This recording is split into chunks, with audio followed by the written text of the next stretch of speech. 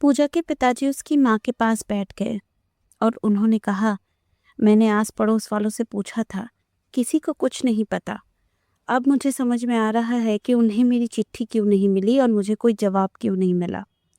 मैं जब लौट कर आ रहा था तो मैंने देखा लेटर बॉक्स में मेरी दी हुई चिट्ठी वैसी की वैसी रखी हुई है।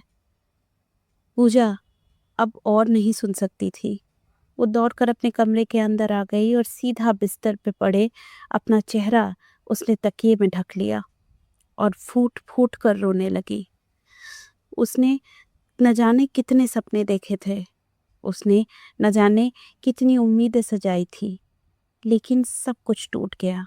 उसे बिना कुछ बताए, बिना कोई वजूहात दिए प्रेम ने उसके साथ रिश्ता तोड़ लिया और वो अब तक ये नहीं जानती कि उसका गुनाह क्या था। स्वागत है आप सबका एक और बनना हिंदी ऑडियो स्टोरी चैनल पर। यहाँ हम आपको लिए चलेंगे ऐसे एक वक्त में जहाँ मोहब्बत मासूम थी और जहाँ खामोशी लफ्ज़ों से ज़्यादा बोला करती थी। तो देर न करते हुए आइए शुरू करते हैं आज की कहानी। जैसे ही घड़ी की दोनों सुइयां 9 पर आकर रुकी तो मुरारी काका की नजरें अपने आप खिड़की पर चली गईं। जैसे ही उनके कानों तक साइकिल की घंटी की आवाज पहुंची, वो समझ गए पूजा आ रही है। पूजा ने अपनी साइकिल को दुकान के एकदम करीब स्टैंड करवाया और फिर साइकिल के हैंडल से सामान उतारा। हमेशा की तरह मुरारी काका उसकी मदद करने को आगे बढ़े और हमेशा की तरह ही पूजा ने उन्हें मना करते हुए कहा, अरे इतना भारी सामान आप क्या उठाएंगे, आपकी उम्र हो गई है, रहने दीजिए, बस थोड़ा सा सामान ही तो है। फिर वो दुकान के अंदर आई और सामान उसने टेबल पर रख दिया। पूजा को पता था उसे ठीक 10 मिनट तक का इंतजार करना है। ठीक 9:10 पर उसे राहुल का कॉल आएगा और फिर वो दोनों बात करेंगे। ये कोई नई बात नहीं थी। जब से उन दोनों की शादी तय हुई थी तब से यही हो रहा था। पूजा यहाँ आती और ठीक 10 मिनट के लिए उससे बात करती। पूजा के लिए इंतजार का हर एक पल काटना मुश्किल हो रहा था।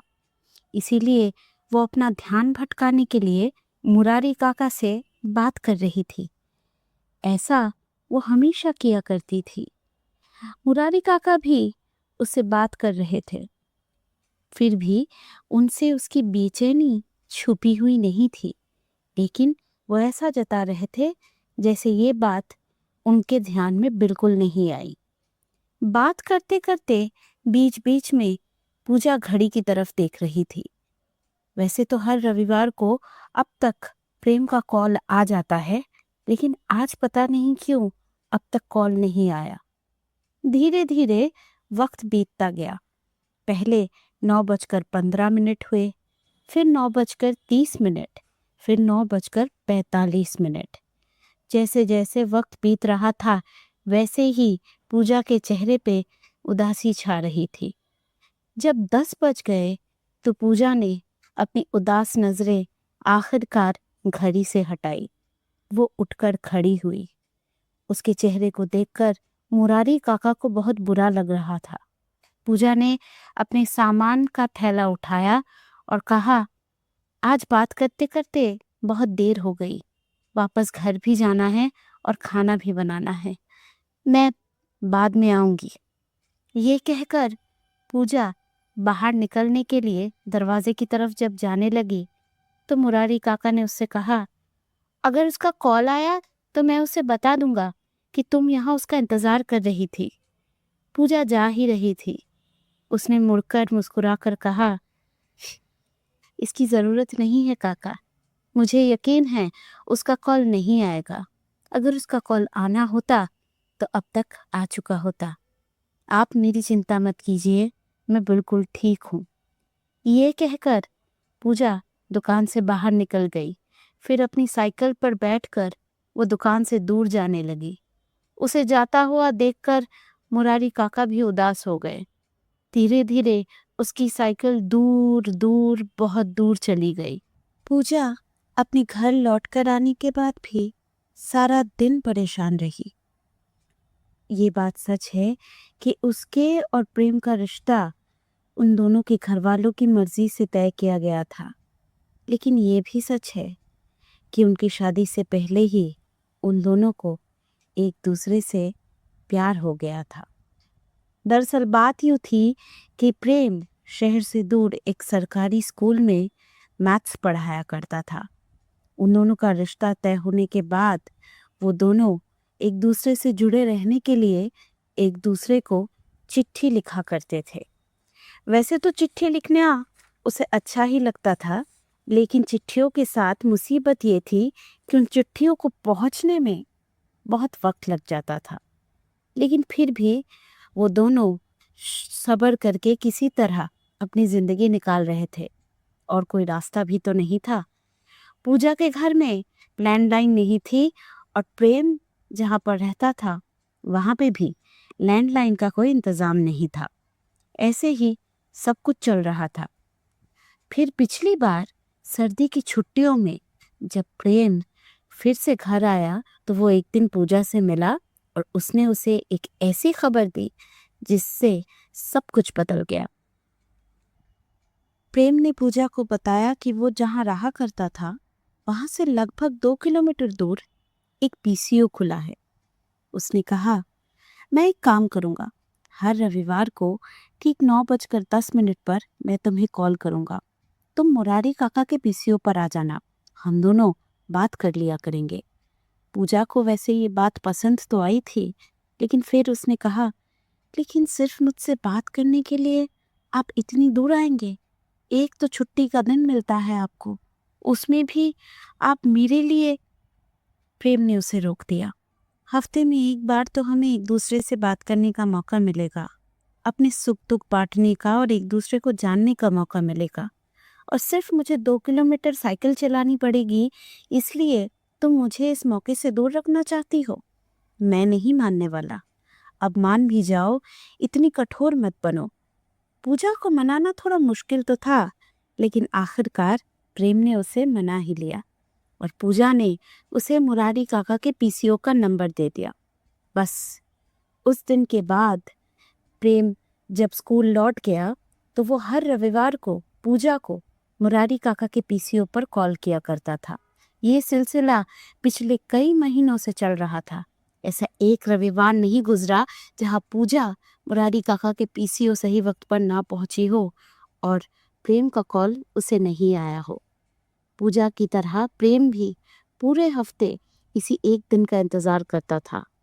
फिर हैरानी की बात थी कि आखिर ऐसा क्या हुआ कि इस रविवार प्रेम ने कॉल नहीं किया।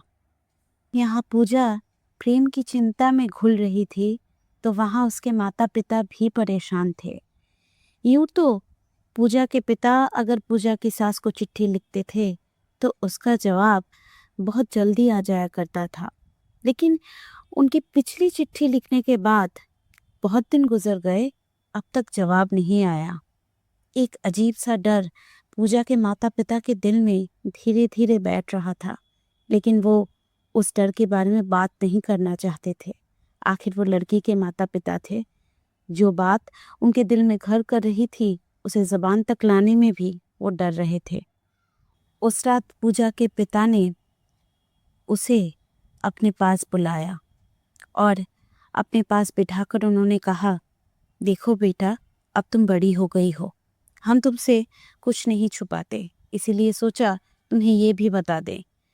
तुम्हारी सास को हमने चिट्ठी लिखी थी, उसका जवाब नहीं आया। हमें बहुत चिंता हो रही थी। हमने सोचा कि ज़रा जाकर उनसे मिलकर आते हैं, इसीलिए कल हम उनके शहर जा रहे हैं उनसे मिलने। अगर तुम्हें कुछ चाहिए तो तुम मुझे बता दो, मैं आते हुए वहाँ से लेता आऊँगा। पूजा का बहुत मन कर रहा था कि वो ये कहे कि अगर हो सके पिताजी तो उनकी खबर लेकर आइएगा, मुझे उनकी बहुत चिंता हो रही है। आज 2 हफ्ते हो गए और हम दोनों के बीच बातचीत नहीं हुई है। लेकिन पूजा अपने पिता से ये कह नहीं सकी। पूरी रात पूजा बेचैन रही, एक पल के लिए भी उसे नींद नहीं आई। जब भी उसकी आंख थोड़ी लग जाती तो ना जाने किस अनजाने डर की वजह से वो चौंक कर उठ जाती। उसका दिल न जाने ये क्यों कह रहा था कि कुछ हुआ है, कुछ ऐसा तो हुआ है जिस वजह से प्रेम उसे कॉल नहीं कर पा रहा था। पूजा सारी रात बेचैन रही और बिस्तर पे करवट बदलती रही। उसने इस रात का एक एक लम्हा कैसे गुजारा था, ये सिर्फ वही जानती थी। रात के 8 बज चुके थे और पूजा के पिताजी अब तक नहीं लौटे थे। पूजा अंदर ही अंदर बेचैन हो रही थी। वो कभी अपने कमरे के अंदर चली जाती तो थोड़ी देर बाद फिर दरवाजे के सामने आकर खड़ी हो जाती। कल रात के बाद से उसके अंदर एक अजीब सी बेचैनी है जो उसे कहीं एक पल के लिए भी चैन नहीं लेने दे रही थी। ठीक 8:30 बजे पूजा के पिताजी वापस आए। जैसे ही घर के दरवाजे पर दस्तक हुई, पूजा की माँ दौड़कर गई और उन्होंने दरवाज़ा खोला।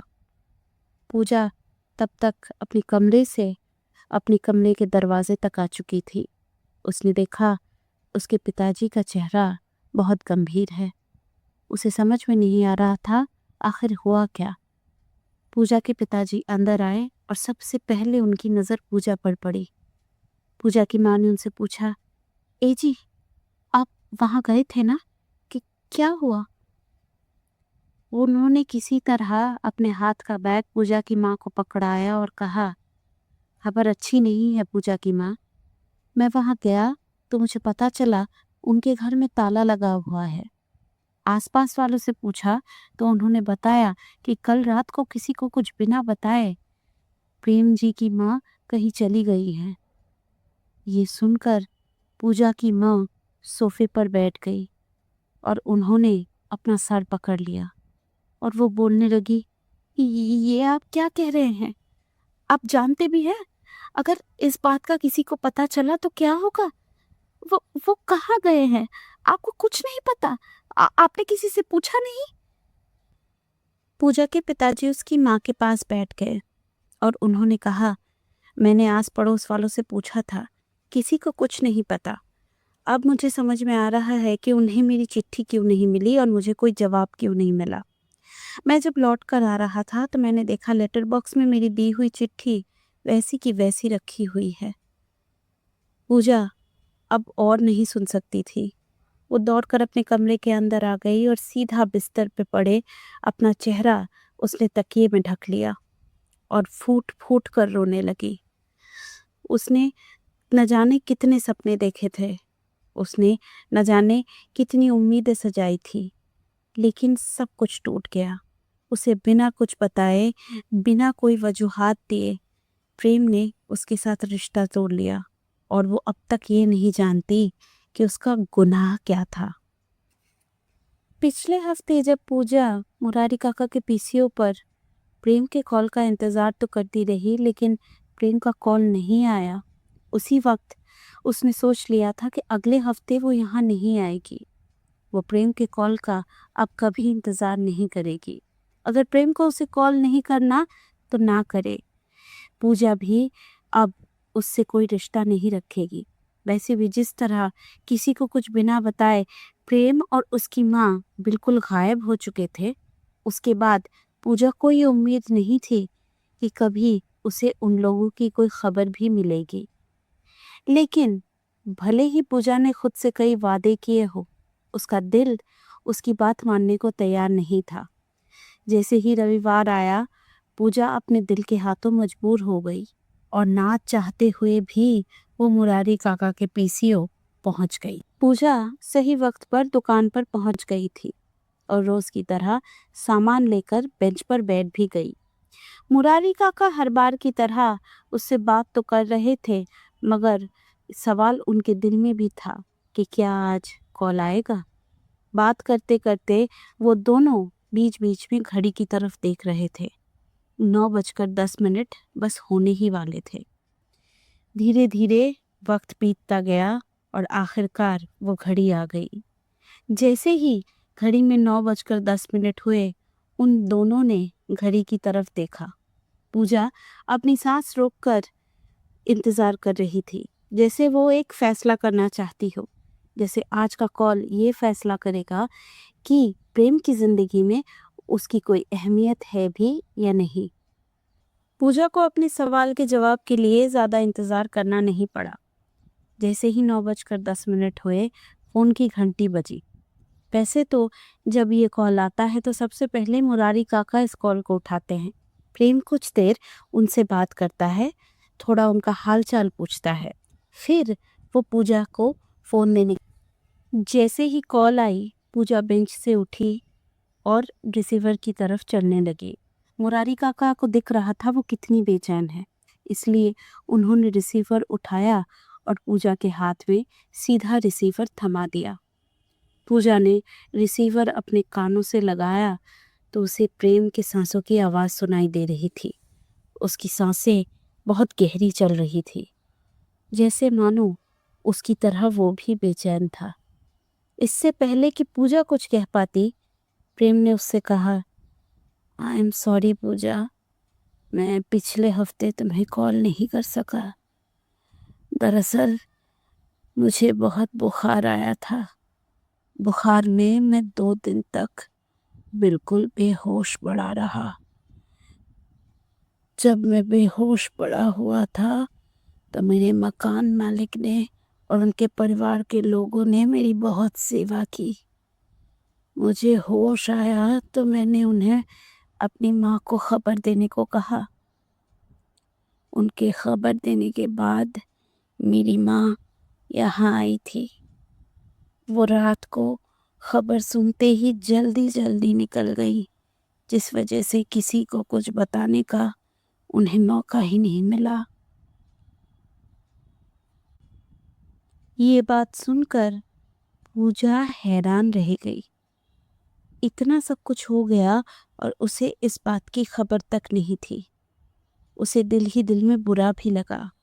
उसने और उसके परिवार वालों ने न जाने प्रेम और उसकी माँ के बारे में क्या क्या सोच लिया था। पूजा अब खुद को रोक न सकी। वो रोते हुए बोली, आपकी तबीयत इतनी खराब है तो फिर आप मुझसे बात करने के लिए इतनी दूर तक क्यों आए? क्या जरूरत थी? आप थोड़ा ठीक हो जाते, उसके बाद हम लोग बात कर लेते ना। पूजा फोन पर रो रही है ये देखकर प्रेम को बहुत बुरा लगा था। उसने कहा, अरे मुझे तो आना ही था। तुमसे बात करना मेरी आदत बन चुकी थी और मैं क्या नहीं जानता कि मेरी तरफ से कॉल नहीं आने की वजह से तुम कितनी परेशान रही हो। मैं तुम्हें तुमसे बेहतर जानता हूँ। और एक और वजह भी है मेरे यहाँ आने की। पूजा को पता था कि मुरारी काका उसकी तरफ देख रहे हैं, इसीलिए उसने बड़ी मुश्किल से खुद को संभाला और अपने आंसू पोंछे और फिर पूछा, क्या वजह थी? प्रेम मुस्कुराया और उसने कहा, मुझे पता था कि चाहे तुम मुझसे कितना भी नाराज हो, लेकिन हर रविवार को मेरा कॉल का इंतजार तुम जरूर करोगी। मुझे पता था कि तुम मेरे कॉल का इंतजार करोगी, चाहे मुझे कितनी भी देर हो, चाहे तुम मुझसे कितना नाराज हो जाओ, लेकिन मेरे कॉल का इंतजार तुम करोगी। और मैं तुम्हें इस लंबे और दर्दनाक इंतजार में नहीं डालना चाहता था। अच्छा पूजा, मेरी तबीयत ठीक नहीं लग रही, मैं फ़ोन रखता हूँ। माँ के घर आने से पहले मुझे घर पहुँचना पड़ेगा। अगर उन्होंने देखा कि इस बीमारी में मैं घर से निकला हूँ और साइकिल चलाकर इतनी दूर आया हूँ तो बहुत गुस्सा करेंगी। मैं थोड़ा ठीक हो जाऊँ तो फिर मैं तुम्हें फिर से कॉल करूँगा। और हाँ, तुम्हारे पिताजी को कहना वो चिंता ना करें, माँ बहुत जल्दी उन्हें चिट्ठी लिखेंगी। पूजा और प्रेम की लंबी बातचीत तो नहीं हुई, लेकिन फिर भी पूजा खुश थी। उसके अंदर का डर अब खत्म हो चुका था। उसे इस बात का यकीन हो चुका था कि चाहे कुछ भी हो, प्रेम उसका हाथ नहीं छोड़ेगा। आज साइकिल पर बैठकर गुनगुनाते हुए जब पूजा अपने घर जा रही थी तो मुरारी काका उसे बड़े गौर से देख रहे थे। उन्हें ऐसा लग रहा था कि पूजा की ये जो साइकिल की घंटियां हैं, ये साइकिल की घंटियां नहीं बल्कि दो पंछियां हैं जो पूजा और प्रेम कहानी के गीत सुना रहे थे। अगर आप आखिर तक हमारे साथ रहे तो इसका मतलब ये है कि आपको ये कहानी अच्छी लगी है। अगर आप ऐसी ही कहानियाँ सुनना पसंद करते हो तो हमारे चैनल को सब्सक्राइब ज़रूर कीजिएगा। मैं फिर अगले शुक्रवार को लौटूंगी एक नई कहानी के साथ। तब तक खुश रहिए और कहानियाँ सुनते रहिए।